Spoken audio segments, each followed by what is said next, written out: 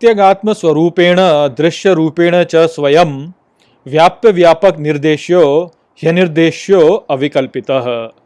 नमस्कार मित्रों, ये जो श्लोक है ये प्रहलाद उपदेश का 22वां श्लोक है और आज की वीडियो में हम इस श्लोक को गहराई से समझेंगे। तो आइए सबसे पहले इसके अर्थ को समझते हैं। तो जो श्लोक है वो कहता है प्रत्यागात्म स्वरूपेण, अर्थात उल्टी दिशा की ओर आत्म स्वरूप द्वारा, दृश्य रूपेण च स्वयं, अर्थात और दृश्य रूप द्वारा स्वयं, व्याप्य व्यापक निर्देश्यो, अर्थात व्याप्य व्यापक निर्देश करने में, यनिर्देश्यो अविकल्पितः, अर्थात निश्चित ही अनिर्देश्य अविकल्पित है।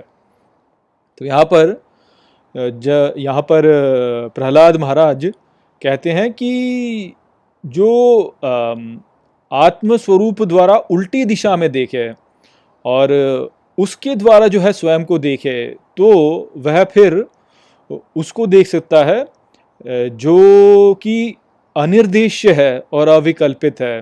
तो वह ही केवल एक निर्देश है जो कि उस व्याप्य व्यापक की ओर हमें संकेत दे सकता है। तो यहाँ पर जो बताया गया है वह थोड़ा सा ऐसा है जो कि ठीक से समझा नहीं जा सकता वास्तव में, किंतु ये केवल स्वयं से ही इसको आप जान सकते हैं। परंतु ईश्वर स्वरूप को जानने का ये एक, यहाँ पर आप कह सकते हैं कि आपको निर्देश दे रहे हैं वो, कि कैसे आप ईश्वर को जान सकते हैं।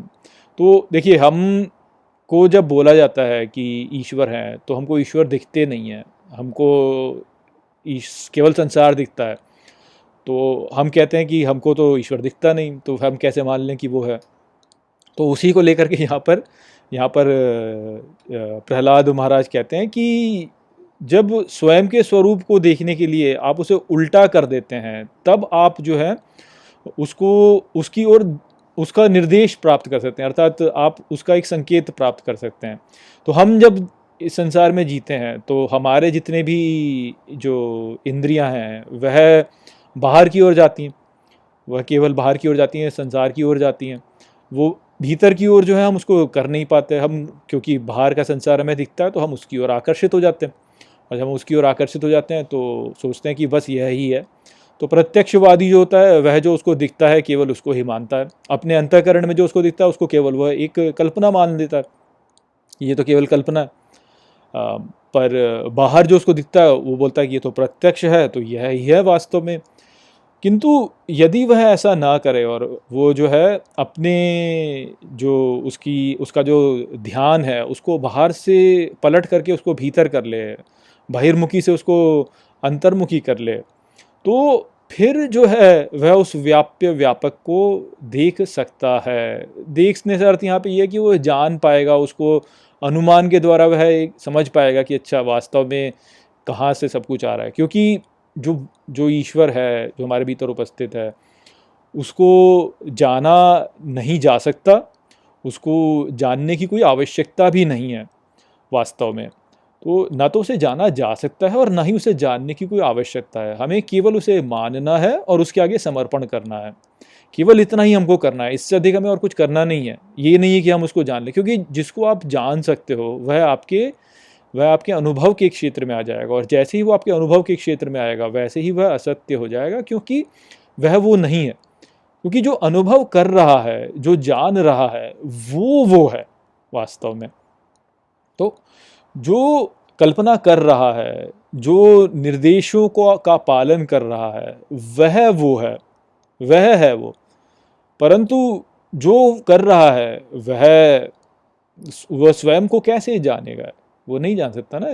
जैसे हमारे नेत्र हैं, स्वयं को नहीं देख सकते, वह केवल बाहर को देख सकते हैं, परंतु क्योंकि हम देख सकते हैं इसलिए हमें पता है कि हमारे नेत्र हैं।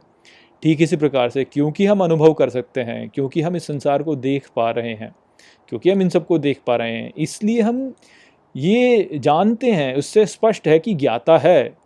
क्योंकि हमें ज्ञान हो रहा है, इससे हमें पता चलता है कि ज्ञाता है, और वो जो ज्ञाता है वह ही वास्तव में ईश्वर है।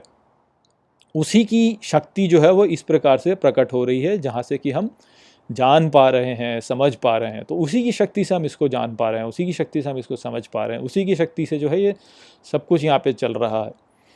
वो वो जिसकी शक्ति से ये सब कुछ चल रहा है, उसकी ओर हम निर्देश कैसे करें? जिसकी शक्ति से हम जो है निर्देश करते हैं, जिसकी शक्ति से जो है हम देख पाते हैं, उसको हम कैसे देखें? उसको तो हम देख ही नहीं सकते ना। जैसे आप किसी सॉफ्टवेयर प्रोग्रामर ने कोई कंप्यूटर प्रोग्राम यदि बनाया, तो वो कंप्यूटर प्रोग्राम उस सॉफ्टवेयर प्रोग्रामर को थोड़ी ना समझ पाएगा।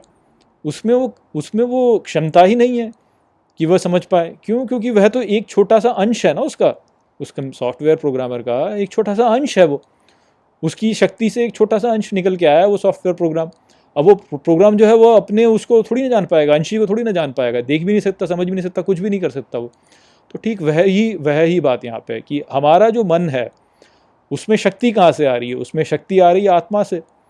तो अब वो मन जो है, वो अपने शक्ति के स्रोत को पूर्णतः नहीं समझ सकता, जान ही नहीं सकता, और उसको जानने की आवश्यकता भी नहीं है। उसको केवल वो करना है जो कि पीछे से शक्ति उसको करने को कह रही है, बस उतना कर ले, वो उसका काम हो गया।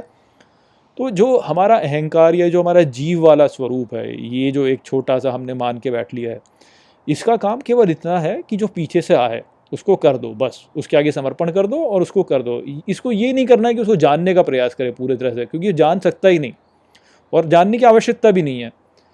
भाई जीवन का लक्ष्य क्या है? आनंद प्राप्त करना।